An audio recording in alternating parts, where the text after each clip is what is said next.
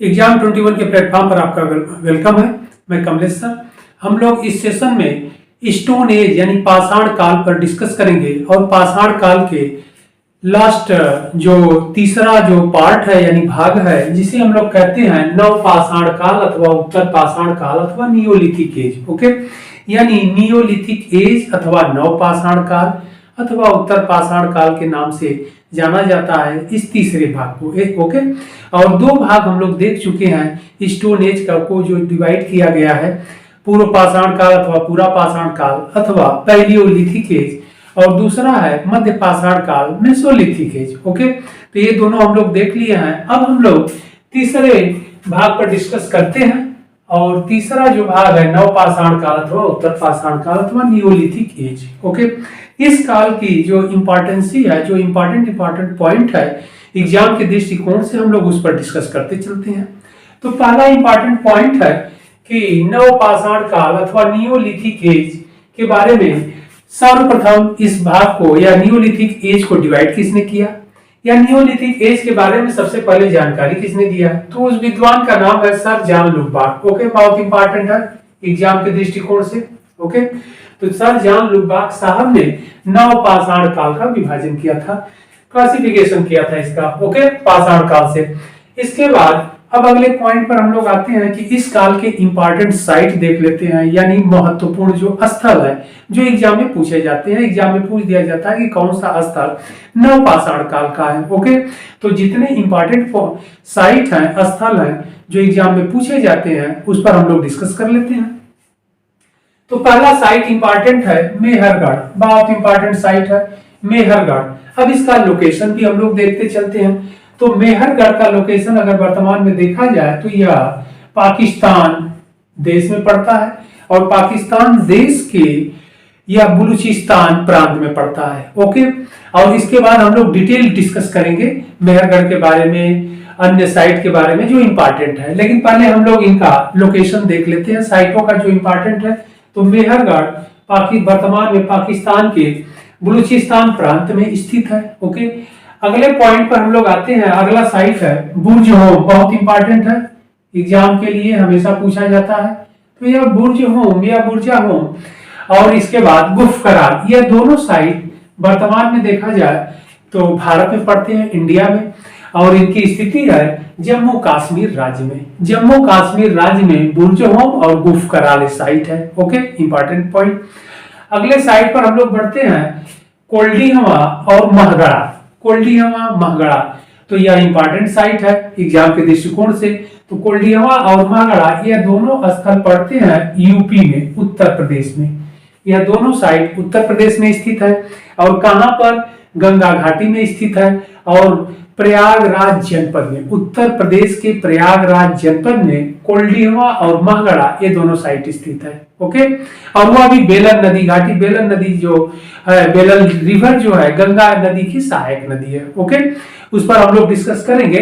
तो यह साइट दोनों इंपॉर्टेंट है। कोल्डीहवा और महगड़ा उत्तर प्रदेश के प्रयागराज जनपद में गंगा की सहायक नदी बेलन नदी घाटी में स्थित है। ओके, अगला साइट इंपॉर्टेंट हम लोग देख लेते हैं लहुरा देव। लहुरा देव इंपॉर्टेंट है, यूपीपीसीएस में कई बार ये पूछा गया है। लहुरा देव यूपीएससी में भी मैच करने में पूछा गया है। लहुरा देव नया साइट है या न्यू साइट है, अभी नया स्थल खोजा गया है जल्द ही, हाल में ही। तो यह उत्तर प्रदेश, यह भी उत्तर प्रदेश में है और उत्तर प्रदेश के संत कबीर नगर जिले में स्थित है। ओके, यानी डिस्ट्रिक्ट संत कबीर में स्थित है। इस प्रकार तीन इंपॉर्टेंट साइट उत्तर प्रदेश राज्य में स्थित है, लहुरा देव, कोल्डीहवा और महगड़ा। ओके, अगले साइट की ओर बढ़ते हैं हम लोग। अगला जो साइट है हम लोग एक यहाँ पर लिखे हैं चिराद। चिराद भी बहुत इंपॉर्टेंट है। चिराद बिहार स्टेट में पड़ता है और सारण जनपद में। तो यहाँ पर ये बिहार का लोकेशन है यहाँ पर। तो यह सारण, यह चिराद जो स्थल है, साइट है, यह बिहार में पड़ता है, चिराद। ओके, अगले स्थल की ओर हम लोग साइट की ओर बढ़ते हैं। बालाथल, गणेश्वर और बागोर, यह तीनों इंपॉर्टेंट साइट है। यह तो हम लोग उत्तर प्रदेश में बुर्ज होम, गुफ करार ये देख लिए और लहुरा देव। ओके, इसके बाद कोल्डीहवा, ये बुर्ज होम, गुफ करार ये जम्मू कश्मीर में हम लोग देखे हैं। ये जम्मू कश्मीर में जनपद हो गया। ये साइट हो गए स्थल। इसके बाद यह कोल्डियामा और महागढ़ा, यह उत्तर प्रदेश में है, उत्तर प्रदेश के प्रयागराज जनपद में हम लोग देख लिए। इसके बाद ये चिराद है, सारण, यह है बिहार में, इंपॉर्टेंट। इसके बाद बालाथल, गणेश्वर और पागोर, यह राजस्थान में है। ओके, यह तीनों साइट राजस्थान में है, इंपॉर्टेंट है। इसके बाद अब हम लोग आगे बढ़ते हैं दक्षिण भारत के कुछ साइट जो एग्जाम के लिए इंपॉर्टेंट है या बहुत बड़े ही महत्वपूर्ण है। तो उसमें है टेक्कलकोट, ब्रह्मगिरी, पिकलीहल, कुपगल, हेमिंगो, मास्की। ये जो 6 साइट है यानी 6 स्थल है इस काल के यानी नियोलिथिक एज के, नवपाषाण काल के, यह कर्नाटक राज्य में स्थित है। जो 6 साइट है यह कर्नाटक राज्य में बहुत इंपॉर्टेंट है, जिसमें से पिकलीहल बहुत बार कई बार एग्जाम में पूछा गया है, यूपीएससी में भी, UP PCS, other state PCS के एग्जाम में ये क्वेश्चन पूछे गए हैं मैच करने में भी। तो पिकलीहल, कुपगल, ब्रह्मगिरी, हेमिंगो भी यूपी पीसीएस के एग्जाम में कई बार पूछा गया है। ओके, तो आप लोग ध्यान रखिएगा। मास्की भी पूछा गया है, इंपॉर्टेंट साइट है। तो यह सभी कर्नाटक राज्य में है। Okay, important. अब हम लोग यह देखेंगे कि इन साइटों में, इन स्थलों से क्या क्या मिला है, इंपॉर्टेंट चीजें जो एग्जाम के लिए के दृष्टिकोण से बड़े ही महत्वपूर्ण है। एक स्थल और है, साइट है पायमपल्ली। पायमपल्ली को हम लोग देख लेते हैं। यह वर्तमान में तमिलनाडु स्टेट में है, स्थित है, यानी तमिलनाडु राज्य में स्थित है पायमपल्ली। ओके, तो इंपॉर्टेंट है। और इन सभी स्थलों में सबसे इंपॉर्टेंट मेहरगढ़ और कोल्डियामा, ये 2 स्थल सबसे इंपॉर्टेंट है। ओके, यहां से हमेशा क्वेश्चन बनते हैं किसी न किसी रूप में। अब हम लोग नवपाषाण काल अथवा उत्तर पाषाण की जो प्रमुख विशेषता है उसको हम लोग देख लेते हैं, फिर एक एक साइट को जो इंपॉर्टेंट साइट है उस पर डिस्कस कर लेते हैं। नियोलिथिक एज यानी नवपाषाण काल की मुख्य विशेषताएं क्या है, इसको हम लोग जान लेते हैं। तो इस काल की जो सबसे प्रमुख जो विशेषता है वह है फर्स्ट टाइम स्टार्ट एग्रीकल्चर, यानी कृषि के बारे में पहली बार इनको ज्ञान हुआ या कृषि कार्य करना प्रारंभ किए। बहुत इंपॉर्टेंट है एग्जाम के दृष्टिकोण से कि first time start agriculture, okay, from this period. तो इस प्रकार नवपाषाण काल में कृषि कार्य इन लोगों द्वारा, आदि मानव द्वारा प्रारंभ किया गया। इसके बाद क्या है, तो यह तो एकदम न्यू काम है, न्यू वर्क है, नया है। इसके बाद इस काल में पशुपालन बड़े पैमाने पर करने लगे, लार्जेस्ट रूप में करने लगे। ओके, पशुपालन बड़े पैमाने पर करने लगे। और जो एक नया वर्क हुआ, कार्य किए या नई विशेषता हुआ है परमानेंट हाउस यानी अस्थाई निवास। अब इस काल में लोग अस्थाई निवास बना करके, अस्थाई निवास बनाने लगे, यानी हाउस यानी भवन बना करके रहने लगे, यानी अपना अस्थाई निवास बना लिए। ओके, इसके पहले मध्य पाषाण काल अथवा पूर्व पाषाण काल या पूरा पाषाण काल में इनका अस्थाई निवास नहीं होता था। ओके, अस्थाई हाउस में यानी मकानों में, भवनों में रहते थे। कहीं इस स्थान पर आगे बढ़ गए, फिर वहां पर रुके, वहां से आगे बढ़ गए। लेकिन इस नवपाषाण काल में जो हमारे पूर्वज थे, आदि मानव थे, अर्लीस्ट ह्यूमन थे, परमानेंट हाउस बना करके रहने लगे, यानी एक स्थान पर रहना प्रारंभ किए। ओके, तो अस्थाई निवास। और इनके जो हाउस होते थे, जो भवन होते थे, वो किसका बनाते थे, उनकी दीवारें, वाल जो होती थी मिट्टी की होती थी, और उसका जो रूफ यानी छत होता था, एक हट कह लीजिए झोपड़ी, घास फूस जो छत होता था, रूफ होता था, वो घास फूस का होता था, झोपड़ी के तरह होता था। ओके, तो इस प्रकार अस्थाई भवन बना करके रहने लगे, इंपॉर्टेंट पॉइंट। इसके बाद अगला पॉइंट है, इस काल में आग का प्रयोग अच्छी तरह से करने लगे, यानी बड़े पैमाने पर करने लगे, यानी यूज्ड ऑफ फायर, आग का प्रयोग करने लगे।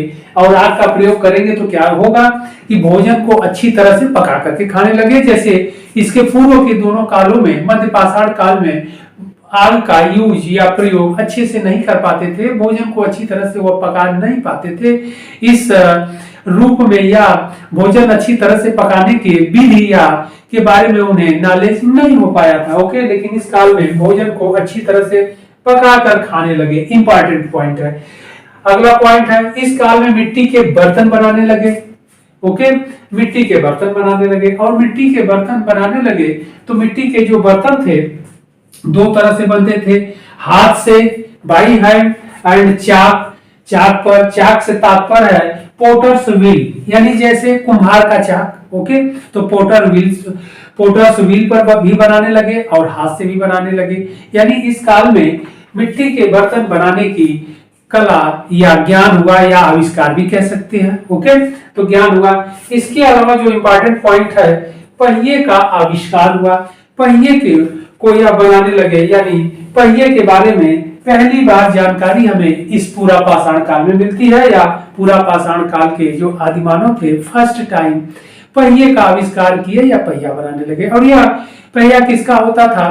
तो यह स्टोन का होता था, पत्थर का होता था। ओके, तो यहाँ पर सबसे इंपॉर्टेंट पॉइंट है एग्रीकल्चर के बारे में जानकारी। अब यहाँ पर देखना है कि एग्रीकल्चर में एक एक साइट से यानी स्थलों से लेकर के हम लोग डिस्कस कर लेते हैं, जो एग्जाम के दृष्टिकोण से इंपॉर्टेंट पॉइंट है कि कहां से फर्स्ट टाइम एग्रीकल्चर का साक्ष्य मिलता है, और नवपाषाण काल के जो मानव थे यह सबसे पहले किस कृषि का यानी किस फसल को उगाए, और फिर उसके बाद किसको उगाए, कहां से इनको गेहूं के बारे में और जौ के बारे में खेती करने का साक्ष्य मिलता है, कहां से चावल के बारे में एविडेंस मिलता है। ओके, तो इस बारे में हम लोग और किस स्थान से मालिक के साथ कुत्ते को दफनाने का भी एविडेंस मिलता है। तो जो इंपॉर्टेंट पॉइंट है उसको हम लोग डिस्कस कर लेते हैं। अब हम लोग एक एक साइट को एक्सप्लेन कर लेते हैं जो एग्जाम के दृष्टिकोण से इंपॉर्टेंट है। तो फर्स्ट को हम लोग देखते हैं मेहरगढ़ को। ओके, तो मेहरगढ़ के लोकेशन पर हम लोग डिस्कस कर ही लिए हैं, लेकिन फिर भी हम लोग देख लेते हैं कि मेहरगढ़ वर्तमान में पाकिस्तान के बलूचिस्तान प्रांत में स्थित है। ओके, अब यहाँ पर सबसे इंपॉर्टेंट पॉइंट यह है, महत्वपूर्ण जो बिंदु है वह यह है कि यहाँ से ही सर्वप्रथम कृषि के बारे में हमें एविडेंस मिलते हैं। We found evidence from agriculture. Okay, तो यहीं से हमें एग्रीकल्चर के साक्ष्य मिलते हैं। और कृषि में क्या मिलते हैं हमें? गेहूं, जौ और कपास। यहाँ से गेहूं, जौ और कपास के फसल उगाने का एविडेंस मिला है, या साक्ष्य मिलता है, या प्रमाण मिला है कि मेहरगढ़ के जो लोग थे, आदिमानव थे, वह गेहूं, जौ और कपास की खेती करते थे। ओके, गेहूं से मतलब है व्हीट, जौ से तात्पर्य है बेरले, एंड कपास से तात्पर्य है कॉटन। ओके, तो यह इंपॉर्टेंट पॉइंट है, आपके एग्जाम में पूछ देता है। और आपके एग्जाम में पूछा क्या जाता है, क्वेश्चन यह पूछ देता है कि किस स्थल से नवपाषाण काल के किस साइट से यानी किस स्थल से चावल की खेती करने का साक्ष्य मिला है, अथवा धान की खेती करने का साक्ष्य मिला है, अथवा पेड़ी। ओके, तो उसमें आप लोग मेहरगढ़ को ही टिक कर देते हैं। तो मेहरगढ़ को टिक नहीं करना है। ओके, अब क्या है, मेहरगढ़ को अगर गेहूं पूछे, जौ पूछे या कपास, इस तरह के क्वेश्चन रहे, या यूनिवर्सल क्वेश्चन रहे कि कृषि का साक्ष्य कहां से फर्स्ट टाइम मिलता है, तब आप मेहरगढ़ को ट्रिक करेंगे। लेकिन अगर चावल की खेती के बारे में कहता है तब मेहरगढ़ को ट्रिक करते हैं तो ये गलत हो जाएगा। मेहरगढ़ से पेड़ी के फसल के एविडेंस नहीं मिले, यानी धान की फसल अथवा चावल की खेती करने का साक्ष्य नहीं मिला है। कहां से मिला है हम लोग आगे डिस्कस अभी करते हैं, लेकिन यहां से आपको ध्यान रखना है कि गेहूं, जौ और कपास। इसी तरह यूपीएससी का क्वेश्चन कर देता है कि मेहरगढ़ से क्या चीज का यानी किस चीज के एविडेंस नहीं मिले हैं, तो ऑप्शन में देखेंगे गेहूं रहता है यानी व्हीट रहता है, जौ यानी बेरले रहता है, कपास यानी कॉटन रहता है, एंड उसमें डी नंबर पर या चौथे नंबर पर फोर्थ जो नंबर होता है उस पर राइस यानी चावल दे देता है, तो वो पेड़ी दे देता है। तो आप लोगों से 1 2 3 करना रहता है, तो उपरोक्त सभी भी कर देते हैं आप लोग, लेकिन वहां पर चावल नहीं रहेगा। एविडेंस यहाँ से मेहरगढ़ से चावल के साक्ष्य नहीं मिलते हैं। ओके, तो कृषि का साक्ष्य तो मिला, लेकिन कृषि में गेहूं के, जौ के और कॉटन यानी कपास के। ओके, अगला पॉइंट इंपॉर्टेंट, पशुपालन का साक्ष्य मिला। ठीक है, यहाँ पर अस्थायी निवास यदि यहाँ पर लोगों के रहने का साक्ष्य मिला, और वह भी परमानेंट रूप से, अस्थायी रूप से। भवन का साक्ष्य मिला, यानी उनके भवन होते थे जिसकी दीवारें मिट्टी की होती थी, कच्ची मिट्टी की, तो और उस पर 4 कमरे का यानी आयताकार और वर्गाकार यहाँ से भवन के एविडेंस मिले हैं, साक्ष्य मिले हैं। तो उसकी दीवारें मिट्टी की होती थी, कच्ची मिट्टी की, और उस पर जो छत होता था वह घास फूस का होता था, या घास फूस की झोपड़ी का लीजिए। तो इंपॉर्टेंट पॉइंट है, यहाँ से भवन के, अस्थायी भवन के भी साक्ष्य मिले हैं। इसके बाद अगला जो इंपॉर्टेंट पॉइंट है, मिट्टी के बर्तन मिले हैं। मिट्टी के बर्तन हाथ और चाक दोनों से निर्मित मिले हैं। ओके, जो जैसा कि हम लोग आगे डिस्कस कर लिए हैं। और सबसे इंपॉर्टेंट पॉइंट है यहाँ से ब्यूरियल के, we find a burial from Mehrgarh, यानी यहाँ से कब्र के एविडेंस मिले हैं, यानी साक्ष्य मिले हैं कब्र का, यानी एक कब्र मिला है जिसमें मृतक के साथ, ध्यान रखना है, जो मृतक है यानी जो व्यक्ति मर गया है उसे दफनाया गया है और उसके कब्र में यानी ब्यूरियल में, कब्र में उस मृतक के साथ 2 बकरी को भी दफनाया गया है। ओके, तो यह भी एविडेंस मिलता है कि मेहरगढ़ से एक कब्र मिली है, उस कब्र में मृतक के साथ यानी मानव के साथ 2 बकरी को भी दफनाए जाने का यानी गोट्स को भी दफनाए जाने का एविडेंस मिला। इंपॉर्टेंट पॉइंट है एग्जाम के दृष्टिकोण से। ओके, यहाँ से एक कब्र ऐसी मिली है जिसमें मृतक के साथ 2 बकरी को भी दफनाए जाने का साक्ष्य मिला। तो इंपॉर्टेंट पॉइंट है, मेहरगढ़ से यानी कब्र का साक्ष्य मिला और उसमें मृतक के साथ बकरी को दफनाए जाने का, एग्रीकल्चर का साक्ष्य मिला, गेहूं जौ और कपास की खेती करने का एविडेंस, पशुपालन बड़े पैमाने पर किया जाता था, अस्थायी निवास का साक्ष्य मिला, मिट्टी के बर्तन मिले। ओके, अब हम लोग अगले पॉइंट पर डिस्कस कर लेते हैं, बुर्जा होम और गुफकराल पर, बुर्ज होम पर। ओके, और बुर्ज होम को हम लोग देखे ही हैं, एग्जाम के दृष्टिकोण से इंपॉर्टेंट है कि यह बुर्ज होम जो साइट है वर्तमान में इंडिया यानी भारत के जम्मू कश्मीर राज्य में स्थित है। इंपॉर्टेंसी क्या है? इंपॉर्टेंसी यह है कि यहाँ पर भी मानव निवास का साक्ष्य मिला, एविडेंस मिला है, पशुपालन का भी एविडेंस मिला है और यहाँ पर जो हाउस है भवन का भी साक्ष्य मिला है। लेकिन अब यहाँ से क्वेश्चन के लिए इंपॉर्टेंट है, एग्जाम के लिए बहुत इंपॉर्टेंट क्वेश्चन यहाँ से बनता है। ओके, जहाँ जहाँ डिफर है वहां स्थलों पर हम लोग डिस्कस करेंगे, जहां पर सारी समानताएं इक्वल है, समान है, वहां पर हम लोग डिस्कस नहीं करेंगे। ओके, क्योंकि टू दी पॉइंट हम लोग चल रहे हैं एग्जाम के दृष्टिकोण को से इस एग्जाम को ध्यान में रख करके। तो देखिए अब अंतर क्या है, यहाँ पर जो भवन बनाए गए हैं या बुर्ज होम और गुफकराल ये दोनों साइट ध्यान रखना है। तो बुर्ज होम में जो साइट मिले हैं, जो भवन मिले हैं, ओके, बुर्ज होम साइट से जो हाउस मिले हैं उन्हें गर्त निवास कहा गया है, जिसे पीट हाउस कहते हैं। गर्त निवास अथवा पीट हाउस क्या होता है? जमीन के अंदर, ओके, गर्त मींस, पीट मींस तो गड्ढा होता है, जमीन के अंदर खोद करके भवन बनाए गए थे, यानी जमीन के ऊपर नहीं। जबकि मेहरगढ़ में हम लोग देखें या वर्तमान में हम लोग देखते हैं कि जमीन के ऊपर हम लोग भवन बनाते हैं, लेकिन बुर्ज होम से जमीन के अंदर भवन बनाए जाने का साक्ष्य मिला है, जिसे गर्त निवास कहते हैं या पीट हाउस कहते हैं। ओके, और इसका जो हेड होता था, हेड कह लीजिए या डोर कह लीजिए या दरवाजा कह लीजिए या एंट्री डोर कह लीजिए, उस वह वृत्ताकार होता था, यानी यह भवन वृत्ताकार थे। ओके, और यह वृत्ताकार होता था, लेकिन इसका जो बेस होता था यानी जो नीचे का आधार होता था वह ऊपर के कंपैरिजन में चौड़ा होता था, लगभग 2 गुना होता था। ओके, और इसी से इसमें एंट्री करते थे लोग और इसमें आराम से इस गर्त निवास में रहते थे। ओके, यानी बुर्ज होम का जो एरिया है जम्मू कश्मीर का ठंडे प्रदेशों का है, इसलिए यहाँ पर यह गर्त निवास बना करके रहते थे। यह इंपॉर्टेंट है कि कहां से पूरा पाषाण स्थल से यानी किस स्थल से गर्त निवास का साक्ष्य मिला है या जमीन के अंदर भवन बना करके मानव, आदि मानव के रहने का प्रमाण मिला, एविडेंस। तो यह बहुत इंपॉर्टेंट है और यहाँ से लगभग 16 गर्त निवास के साक्ष्य मिले हैं। इंपॉर्टेंट है एग्जाम के दृष्टिकोण से। अगला इंपॉर्टेंट पॉइंट है, यहाँ से मिट्टी के भी बर्तन मिले हैं, मिट्टी के बर्तन मिले हैं, पशुपालन के भी साक्ष्य मिले हैं। ओके, अगला जो इंपॉर्टेंट पॉइंट है, यहाँ से भी कब्र का यानी ब्यूरियल के एविडेंस मिले हैं, वी फाउंड है ब्यूरियल।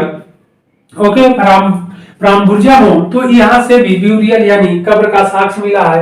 और जो यहाँ से एक ब्यूरियल मिला है यानी कब्र मिला है, इसमें मृतक के साथ डॉग यानी कुत्ते को भी दफनाया गया है। यह बहुत इंपॉर्टेंट क्वेश्चन है, आपसे पूछा जाता है। ओके, यानी मृतक के साथ इस ब्यूरियल यानी कब्र में मृतक के साथ और डॉग को भी दफनाया गया है, यानी कुत्ते की भी हड्डियां मिली है। ओके, तो यह इंपॉर्टेंट पॉइंट है कि कहां से।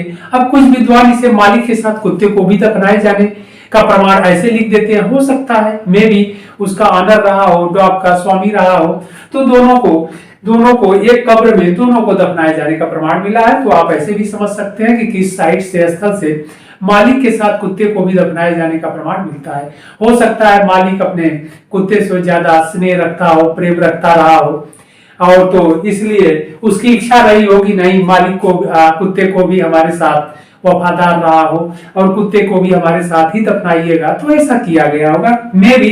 लेकिन एग्जाम के लिए इंपॉर्टेंट पॉइंट है कि किस स्थान से कब्र मिली है जिसमें व्यक्ति मानव के साथ कुत्ते को भी दफनाया गया है, तो वह है बुर्ज अहूम। इंपॉर्टेंट पॉइंट है। ओके, अब हम लोग गुफ करार पर भी डिस्कस कर लेते हैं। यह भी जम्मू कश्मीर में है। इस स्थल से भी मानव निवास का साक्ष्य मिला है, पशुपालन का साक्ष्य मिला है, मिट्टी के बर्तन के एविडेंस मिले हैं, साक्ष्य मिला है, लेकिन यहाँ पर गर्त निवास के भी साक्ष्य मिले हैं। ओके, इसी तरह के गर्त निवास यानी पीट हाउस का एविडेंस गुफ करार से भी मिला है। लेकिन डिफर क्या है बुर्ज अहूम से, आपके एग्जाम में क्यों पूछ देता है? क्योंकि गुफ करार से ब्यूरियल यानी कब्र का साक्ष्य नहीं मिला। इंपॉर्टेंट पॉइंट है, आप नोट कर लीजिएगा, इसे एग्जाम में पूछा जाता है, श्योर है, सर्टेन, और आएगा भी, देख लीजिएगा आप लोग, क्योंकि अपना अनुभव मैं बता रहा हूं और आप लोग पढ़ लीजिए। पढ़ने के बाद हम आप लोगों के समय का बड़ा ही ध्यान रखते हैं कि आप लोगों का समय न नुकसान हो, इसीलिए एडिशनल बातें मैं कोई भी नहीं करता हूं जिसे फालतू बात करते हैं, कोई भी नहीं, टू दी पॉइंट हम आप लोगों को पॉइंट पर भी ही डिस्कस करते हैं। और पढ़ने के बाद आप लोग हम कहां पर हमारी संस्था है, कहां पर हम टीच करते हैं सिविल स्टूडेंट को यानी एस्पिरेंट को, तो आप लोग भी अगर पढ़ना चाहेंगे तो आकर के पढ़ लीजिएगा, डोंट वरी, कोई दिक्कत नहीं है, किसी दिन हम लोग डिस्कस कर लेंगे, लेकिन यहाँ पर टू दी पॉइंट हम लोग चल रहे हैं। एग्जाम के बाद हम लोग इन बातों पर डिटेल डिस्कस कर लेंगे, कोई दिक्कत नहीं है। तो गुफ करार भी जम्मू कश्मीर में, यहाँ से मानव निवास का साक्ष्य मिला, मानव निवास के साथ साथ पशुपालन का भी साक्ष्य मिला, मिट्टी के बर्तन के भी साक्ष्य मिले। यहाँ से क्या नहीं मिला? यहाँ से ब्यूरियल यानी कब्र का एविडेंस नहीं मिला है, जो आपके एग्जाम के लिए इंपॉर्टेंट है। अब आगे हम लोग आ जाते हैं कोल्डिहमा साइट। कोल्डिहमा साइट बहुत इंपॉर्टेंट है एग्जाम के दृष्टिकोण से। यह उत्तर प्रदेश के प्रयागराज जनपद में स्थित है, लेकिन यहाँ पर मैप में जगह कम है, लेकिन हम ऊपर ये बना देते हैं। ये गंगा नदी आ रही है, ओके, ये यमुना नदी आ रही है, आ करके यहाँ पर संगम में ये गंगा नदी, गंगा रिवर, यह है यमुना रिवर,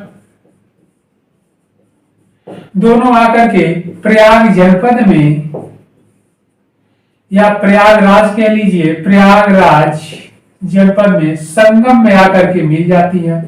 और यहां से फिर यह आगे बढ़ती है। आगे बढ़ेंगे तो उत्तर प्रदेश में जो मिर्जापुर डिस्ट्रिक्ट है यानी जनपद है, उधर से एक रिवर आती है बेलन नदी। ओके, तो बेलन रिवर जो आ रही है, बेलन नदी आ रही है, तो यह मेजाज के पास नियरेस्ट नजदीक आकर के यह इस गंगा नदी में मिल जाती है। और गंगा नदी आगे इधर काशी यानी वाराणसी होते हुए आगे बिहार होते हुए वेस्ट बंगाल होते हुए बंगाली खाड़ी में चली जाती है। ओके, तो यहाँ पर जब आती है तो यहीं पर क्या है, और इधर से टोंस नदी आती है और एमपी के तरफ से। ओके, तो आकर के मिलती है, तो इसी के वैली यानी गंगा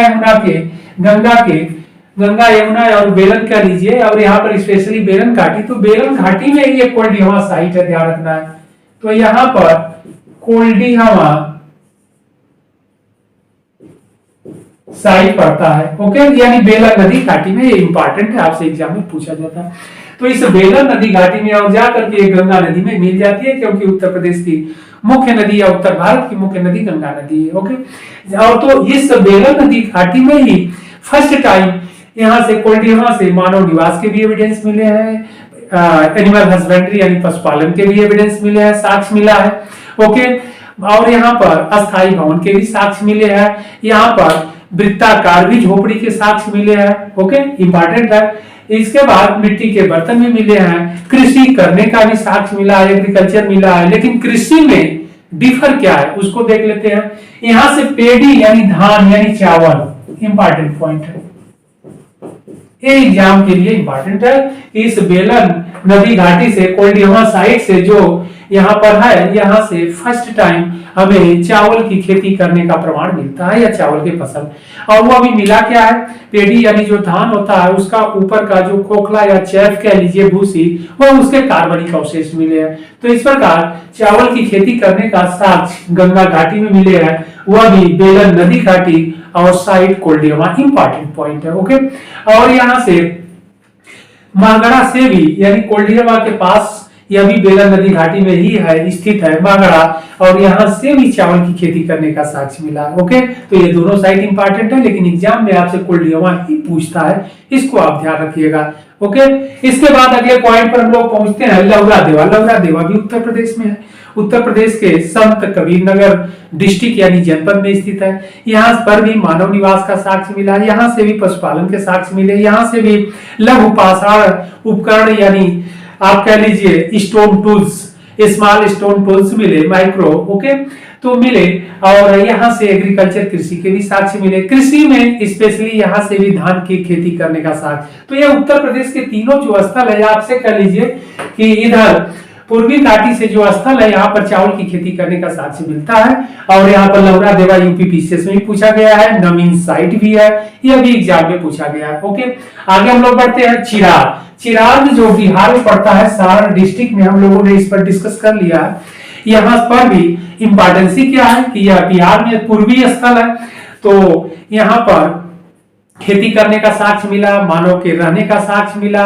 ओके, एनिमल हस्बेंड्री पशुपालन का बड़े पैमाने पर साक्ष्य मिला। और यहाँ पर क्या मिला है, यहाँ पर भी लघु पाषाण उपकरण के साक्ष्य मिले। यहाँ पर जो उपकरण मिले हैं यानी शिकार में जो प्रयोग किए जाते हैं स्टोन टूल्स, तो उपकरण में यहाँ से हड्डी के भी उपकरण मिले हैं, यह इंपॉर्टेंट है। ओके, हड्डी के भी उपकरण है। यहाँ पर कृषि भी बड़े पैमाने पर किया जाता था। और हड्डी के उपकरण जो प्राप्त हुए हैं चिराग से, यह पहला साइट है। उन हड्डी के उपकरण में हिरण के सींग यानी डियर के हॉर्न यानी सींग के बने जो औजार कह लीजिए टूल्स है, वह अधिक मात्रा में मिले हैं। यह आपसे एग्जाम में पूछा जाता है। चिराग बहुत इंपॉर्टेंट साइट है। ओके, आगे हम लोग बढ़ लेते हैं कि गाड़ेश्वर और बालाथल राजस्थान के क्षेत्रों में जो पड़ते हैं, यहाँ से भी मानव निवास, पशुपालन, कृषि करने का साक्ष्य और उनके अस्थायी भवन का साक्ष्य ये मिला है। अब साउथ में हम लोग देख लेते हैं इंपॉर्टेंट पिकली हल, कुपगल, हेमिंगो। और हेमिंगो जो है न्यू साइट है यानी नया साइट है, एग्जाम में पूछा जाता है। ओके, कि नया स्थल है और यह कर्नाटक राज्य में पड़ता है, मैसूर डिस्ट्रिक्ट में स्थित है। ओके, हेमिंगो। लेकिन अब दक्षिण भारत के स्थलों की विशेषता भी समान है, लेकिन जहां डिफर है वहां हम लोग डिस्कस कर लेते हैं। तो देखिए पिकली हल, कुफगल, हेमिंगो या यह पायमपल्ली तमिलनाडु में है। इन सभी स्थलों से आदि नवपाषाण काल के लोगों के रहने का साक्ष्य मिला, यानी निवास के प्रमाण मिले, पशुपालन के साक्ष्य मिले हैं। ओके, पशुपालन के साक्ष्य मिले हैं और यहाँ से भी मिट्टी के बर्तनों के साक्ष्य मिले हैं। लेकिन यहाँ पर जो सबसे इंपॉर्टेंट पॉइंट है वह यह है कि जो यहाँ पर एनिमल हस्बेंड्री था वह लार्जेस्ट यानी बड़े पैमाने पर होता था, यानी कृषि यानी पशुपालन का जो कार्य था बड़े पैमाने पर होता था। और पशुओं को के रहने के लिए बाड़े बनाए जाते थे। ओके, एनिमल शेड बनाए जाते थे। ये बाड़े लकड़ी के होते थे, लकड़ी के होते थे। ऐसे उसकी दीवारें लकड़ी की बनी होती थी, एक तरफ गेट होता था और इसमें रात्रि के समय पशुओं को अंदर करके और लकड़ी के गेट से बंद कर दिया जाता था। ओके, एनिमल शेड को यानी पशुओं के बाड़े को। लेकिन अब क्या होता था कि दिन में फिर पशुओं को निकाल दिया जाता था बाड़े से और वह ग्रेजिंग करने के लिए, चरने के लिए वनों में चले जाते थे या जंगलों में चले जाते थे, फॉरेस्ट में। और फिर इसके क्लीन किया जाता था, इसे सफाई किया जाता था। तो जो एनिमल डंग होते थे यानी गाय के डंग यानी गोबर जो होते थे उसे निकाल करके यहाँ पर इकट्ठा किया जाता था। जब यह माउंड यानी टीला हो जाता था, यानी गोबर के, जिसे आप कहते हैं माउंड यानी टीला हो गया किसका, गोबर का, यानी पशुओं के जो गोबर है, एनिमल जो डंग है उनका जो माउंड हो गया, टीला हो गया, इकट्ठा होते होते ढेर हो गया जिसे कहते हैं। तो इस काल के मानव क्या करते थे कि इस पशु बाड़े को दूसरे स्थान पर शिफ्ट कर देते थे। ओके, दूसरे स्थान पर शिफ्ट कर देते थे, इसे दूसरे स्थान पर शिफ्ट कर दिए यहाँ ला करके। और फिर बाड़ा वही लकड़ी का बना होता था, शिफ्ट कर दिए और यह स्थान यह बाड़ा खाली कर दिया गया। खाली कर देते थे तो इस गोबर का जो टीला होता था, माउंट होता था, उसमें फायर आग लगा देते थे और वह जल करके धीरे धीरे राख हो जाता था यानी ऐश हो जाता था। इस प्रकार जो गोबर था जब आग आप लगा देंगे तो फायर लगा देंगे तो वह धीरे धीरे जल जाएगा, जल करके राख हो जाएगा, जिसे ऐश कहते हैं। इसीलिए आपसे एग्जाम में पूछा जाता है कि राख के टीले किस स्थान से मिले हैं, तो यह पिकली हल, कुपगल, यानी इन साइटों से मिले हैं, तो उसमें ऑप्शन में आपके रहता है पिकली हल। ओके, तो यही राख का टीला है। राख का टीला बना कैसे, तो बनने की जो प्रोसेस है, प्रक्रिया वो यही है। तो दक्षिण भारत में यह इंपॉर्टेंट है, लेकिन उत्तर भारत में यह राख के टीले नहीं मिले हैं। क्यों? क्योंकि जब धीरे धीरे गोबर जल करके राख हो गया तो वो माउंट के रूप में ही, टीले के रूप में ही बना रह गया, तो इसीलिए ऐश माउंट कहा जाता है। इंग्लिश में ऐश माउंट अथवा हिंदी में राख के टीले। तो यह इंपॉर्टेंट है। ओके, बहुत इंपॉर्टेंट है। तो पिकली गर्ल साइड से राख के टीले का साक्ष्य मिला है, जबकि उत्तर भारत के स्थलों से पशुपालन था, लेकिन लार्जेस्ट यानी बड़े पैमाने पर नहीं था।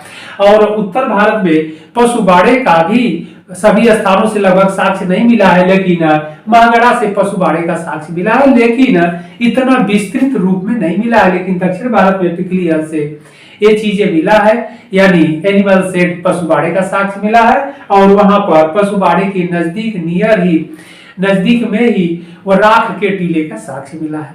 तो यह इंपॉर्टेंट पॉइंट हम आप लोगों के बड़े ही कम समय में इंपॉर्टेंट सारे पॉइंट डिस्कस करा दिए, जो एग्जाम के दृष्टिकोण से इंपॉर्टेंट है। आप लोग इनको अच्छे से देख लीजिएगा, लिख लीजिएगा, पढ़िएगा, और कमेंट बॉक्स में थैंक यू जरूर बोलिएगा आप लोग। और कहीं जरूरत होगी मैटर के बारे में तो आप लोग कमेंट जरूर करिएगा। ओके, फिर हम लोग अगले भाग में मिलते हैं।